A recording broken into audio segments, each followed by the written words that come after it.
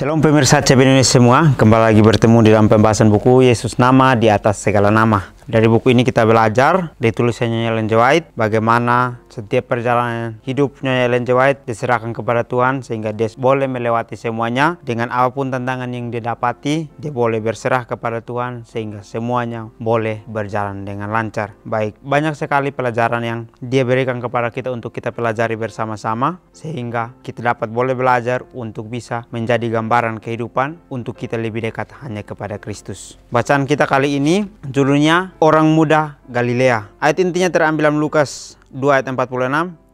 Sesudah 3 hari mereka menemukan dia dalam bait Tuhan. Ia sedang duduk di tengah-tengah alim ulama sambil mendengarkan mereka dan mengajukan pertanyaan-pertanyaan kepada mereka.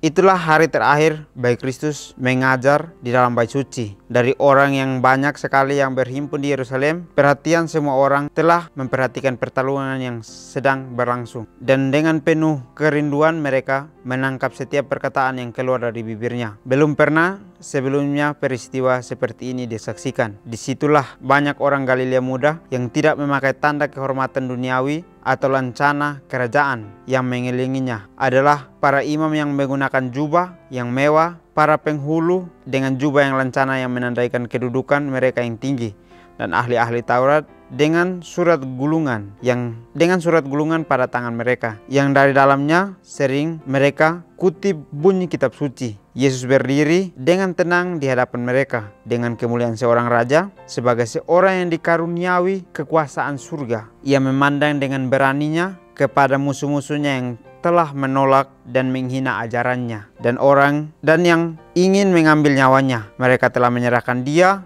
dalam jumlah yang besar, tetapi rencana mereka untuk menjerat dan mempersalahkan dia sia-sia belaka. Tantangan demi tantangan telah ditemuinya yang mengemukakan kebenaran yang suci dan terang yang sangat mencolok bedanya dengan kegelapan dan kesalahan para imam dan orang Farisi. Ia telah memaparkan di hadapan para pemimpin ini mengenai keadaan mereka yang sebenarnya, serta pembalasan yang pasti dan tiada henti-hentinya itu mengikuti perbuatan jahat mereka. Amaran telah diberikan dengan setia, meskipun demikian pekerjaan lain tertinggal untuk dilakukan oleh Kristus. Maksud lain adalah akan dilaksanakan. Baik, sangat menarik di sini ya, diceritakan bagaimana perdebatan yang sedang berlangsung di dalam bait suci yang sudah berjalan 3 hari lamanya. Mereka menemukan Tuhan di dalam bait suci yang sedang duduk di tengah-tengah alim ulama sambil mendengarkan mereka mengajukan pertanyaan-pertanyaan kepada mereka. Jadi di sini banyak sekali pertanyaan yang timbul untuk menjebak Tuhan dengan menggunakan kutipan kitab suci yang ada di tangan mereka, yaitu surat gulungan. Mereka menggunakan itu supaya dengan pertanyaan-pertanyaan yang mereka tanyakan ini bisa menjebak Yesus supaya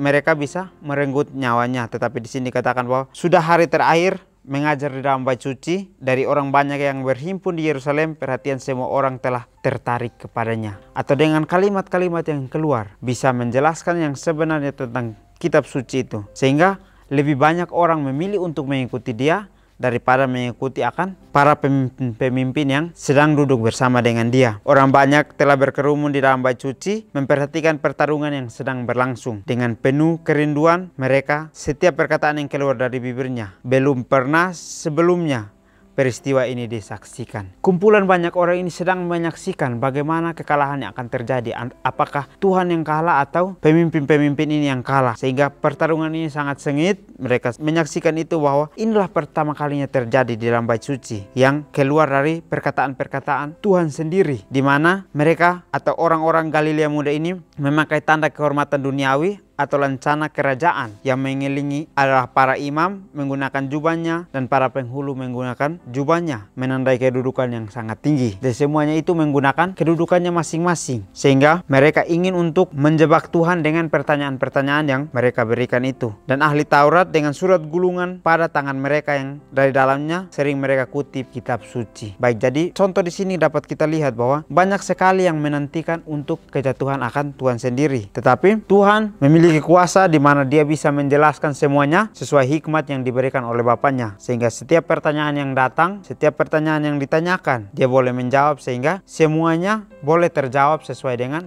hikmat yang Tuhan berikan itu. Yesus berdiri di hadapan mereka dengan tenang dan kemuliaan Raja. Sebagai seorang yang dikaruniai kuasa surga, ia memandang dengan berani kepada musuh-musuhnya yang telah menolak dan menghina ajarannya, yang ingin mengambil nyawanya sendiri. Baik, jadi pada saat sedang berlangsung pertarungan itu, banyak sekali yang ingin untuk melihat Yesus jatuh. Sehingga dengan mereka mengutip akan kitab suci untuk bisa menjatuhkan dia. Tapi dengan karunia yang dia miliki, yaitu karunia kekuasaan surga dan juga kemuliaan yang dia miliki sebagai seorang raja, dia dapat bisa untuk menang dalam pertarungan tersebut. Dia sebagai seorang raja yang dapat bisa untuk memiliki kuasa, dan dengan beraninya dia berdiri untuk menentang akan musuh-musuhnya yang menolak dan menghina akan ajarannya dan juga hendak mengambil nyawanya sendiri. Tuhan tahu bahwa ini pada saat dia melakukan kesalahan satu saja, pasti dia akan dibunuh, dia akan diambil nyawanya sendiri. Tetapi dia percaya bahwa dengan kekuasaan, dengan kuasa yang dia miliki dan juga kemuliaan yang diberikan untuk seorang raja, dia dapat bisa untuk mengalahkan akan musuh-musuhnya dengan hikmat yang Tuhan berikan itu. Mereka telah menyerang dia dalam jumlah yang besar, tetapi rencana mereka untuk menjerat dan mempersalahkan dia sia-sia belaka. Tantangan demi tantangan telah ditemuinya, yang mengemukakan kebenaran yang suci dan terang yang sangat mencolok, bedanya dengan kegelapan dan kesalahan para imam dan orang Farisi. Baik, jadi pertanyaan-pertanyaan itu sudah sangat banyak dan juga sudah dikelilingi banyak sekali orang, sehingga dengan jumlah yang besar itu mereka mau supaya Tuhan jatuh. Mereka ingin menjerat dia dengan mempersalahkan kebenaran itu. Mereka ingin untuk menjerat dia dengan apa yang dikatakan itu bisa menjadi jerat bagi Tuhan sendiri. Tetapi semua yang Tuhan katakan itu keluar sesuai dengan kebenaran, sehingga banyak sekali orang yang lebih percaya kepada Tuhan daripada lebih percaya kepada orang-orang Farisi dan para imam yang ada di sekelilingnya. Jadi tantangan demi tantangan telah ditemui oleh Tuhan, di mana mereka terus menyerang dia untuk bisa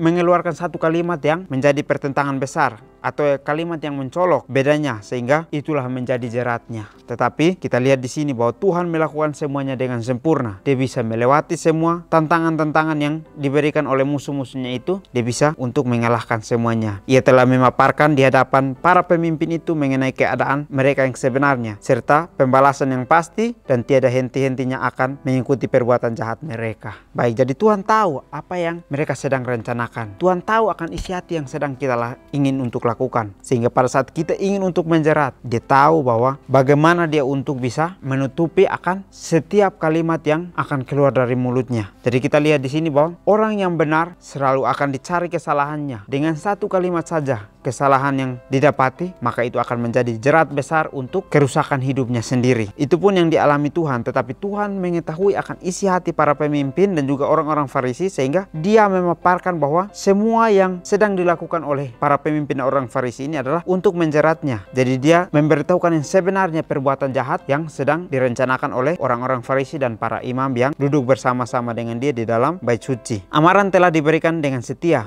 meskipun demikian pekerjaan lain tertinggal untuk dilakukan oleh Kristus. Maksud lain masih akan dilaksanakan. Jadi dengan perdebatan selama 3 hari lamanya ini, banyak sekali pekerjaan Tuhan yang sedang tertunda. Tetapi bukan tidak akan dilakukan lagi, tetapi di sini dikatakan bahwa maksud lain maka akan dilaksanakan. Tetapi ada saatnya untuk dilaksanakan lagi, sehingga dia ingin untuk menghabiskan semua pertarungan ini dengan memberitahukan kepada orang banyak bahwa para imam dan orang Farisi ini adalah orang yang selalu mencari celah, orang yang selalu memberikan sesuatu kesalahan di balik kebenaran itu. Tetapi yang sebenarnya kebenaran adalah terungkap melalui kebenaran-kebenaran yang selalu Tuhan lakukan di dalam kehidupan mereka. Minat orang banyak kepada Kristus dan pekerjaannya sudah bertambah dengan tetap. Mereka sangat tertarik dengan ajarannya, tetapi mereka juga sangat bingung. Mereka telah menghormati imam-imam dan para rabi karena kecerdasan dan kesalehan mereka secara lahir. Dalam segala urusan agama, mereka senantiasa menaati kekuasaan mereka sepenuhnya. Meskipun demikian, sekarang mereka melihat orang-orang ini berusaha tidak mempercayai Yesus. Seorang guru yang kebajikan dan pengetahuannya bersinar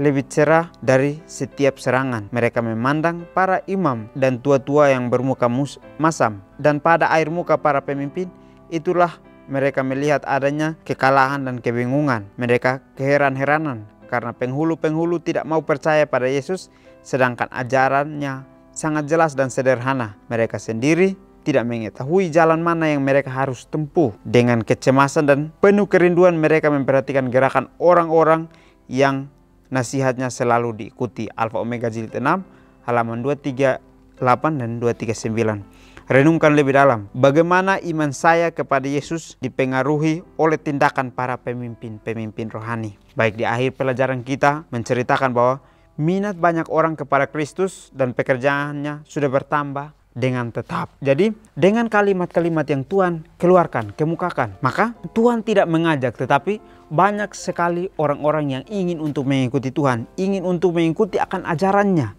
Sehingga minat itu setiap hari bertambah, setiap waktu bertambah akan minatnya. Sehingga dengan bertambahnya itu, semuanya menjadi tetap sebagai pengikut Kristus. Mereka sangat tertarik dengan ajarannya, tetapi mereka juga sangat bingung karena pemimpin mereka itu adalah yang patuh kepada agama, tetapi tidak mau percaya kepada Kristus sendiri atau kepada Yesus yang sudah menceritakan tentang kebenaran yang sebenarnya. Tapi mereka, para pemimpin, menolak akan kebenaran itu. Mereka telah menghormati imam-imam dan para rabi karena kecerdasan dan kesalehan mereka secara lahir. Jadi dengan ilmu yang mereka miliki secara lahir, mereka gunakan itu supaya bisa mencari sesuatu kesalahan dari Yesus. Tetapi karena kecerdasan yang dimiliki oleh Tuhan atau kemuliaan dan kuasa yang dimiliki oleh Tuhan, dia bisa untuk mengalahkan kecerdasan dan kesalehan para imam-imam dan para rabi yang ada di dalam bait suci. Dalam segala urusan agama, mereka senantiasa menaati kekuasaan mereka sepenuhnya.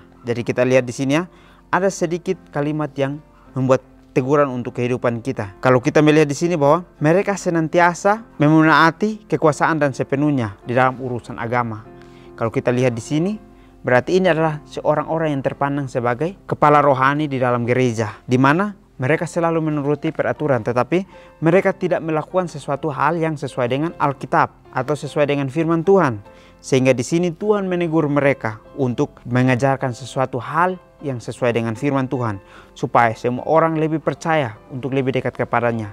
Tetapi pada saat Tuhan mengemukakan akan setiap keinginan yang mereka lakukan, mereka sangat tidak setuju. Mereka sangat membenci Yesus karena sudah membuka akan keinginan yang ingin untuk mereka lakukan. Sehingga pada saat Tuhan mengungkapkan itu, banyak orang yang ingin untuk mengikuti Yesus dan juga mengikuti akan pekerjaannya. Mereka keheran-heranan karena penghulu-penghulu tidak mau percaya pada Yesus, sedangkan ajarannya sangat jelas dan sederhana. Baik, jadi sangat menarik ya. Kalau kita lihat di sini bahwa banyak sekali orang yang bingung untuk mengikuti Tuhan. Tetapi Tuhan akan memberikan Roh Kudusnya untuk berbicara dengan satu kesederhanaan yang akan mereka dengar melalui telinga mereka sendiri, atau mereka melihat dengan mata mereka sendiri. Pada saat mereka melihat itu dan terketuk akan hatinya, maka mereka akan percaya bahwa inilah datang dari Tuhan. Tetapi kita harus sungguh-sungguh meminta kepada Tuhan supaya Tuhan yang memberikan tanda itu, bukan sesuai dengan tanda yang kita pilih sendiri. Karena sesuatu hal yang kita pilih sendiri, maka tidak sesuai dengan ajaran yang Tuhan berikan kepada kita. Tetapi itu adalah feeling kita yang kita gunakan untuk memilih sesuatu hal yang akan menjadi pilihan kita. Mereka sendiri tidak mengetahui jalan mana yang harus mereka tempuh. Dengan kecemasan dan penuh kerinduan, mereka memperhatikan gerakan orang-orang yang menasihatnya selalu mereka ikuti. Jadi banyak sekali orang yang ingin untuk mengikuti Tuhan, tetapi banyak kecemasan yang terjadi. Tetapi mereka penuh kerinduan. Mereka ingin supaya mereka melihat nasihat-nasihat itu untuk mereka ikuti. Mereka ingin supaya nasihat-nasihat itu kita berikan supaya mereka ikuti. Dan pada saat mereka mengikuti, mereka pelajari lebih dalam bagaimana mereka untuk hidup dekat dengan Tuhan. Sebagaimana banyak orang yang minat untuk dekat kepada Tuhan. Tetapi kita lihat di sini bahwa kita dekat kepada Tuhan bukan sesuatu hal yang kita lihat sekarang dan kita lakukan sekarang saja. Tetapi kita harus ikut dengan Tuhan sepanjang kehidupan kita. Apa yang kita lihat sekarang yang akan menjadi satu bibit awal kita untuk setiap hari bertumbuh lebih dekat kepada Tuhan. Jadi iman kita harus kita imani hanya kepada Tuhan. Karena pada saat pengaruh itu datang, kalau kita memiliki iman yang teguh kepada Tuhan, maka iman itu tidak akan bisa menggoyahkan atau pengaruh itu tidak akan menggoyahkan akan iman kita. Tetapi kita percaya dengan pengaruh yang datang itu membuat kita untuk lebih hari lebih bertumbuh lagi dekat dengan Tuhan. Jadi mungkin ini saja pelajaran yang dapat saya bahas. Kiranya kita bertemu lagi di pertemuan selanjutnya. Kiranya Tuhan Yesus memberkati kita semua.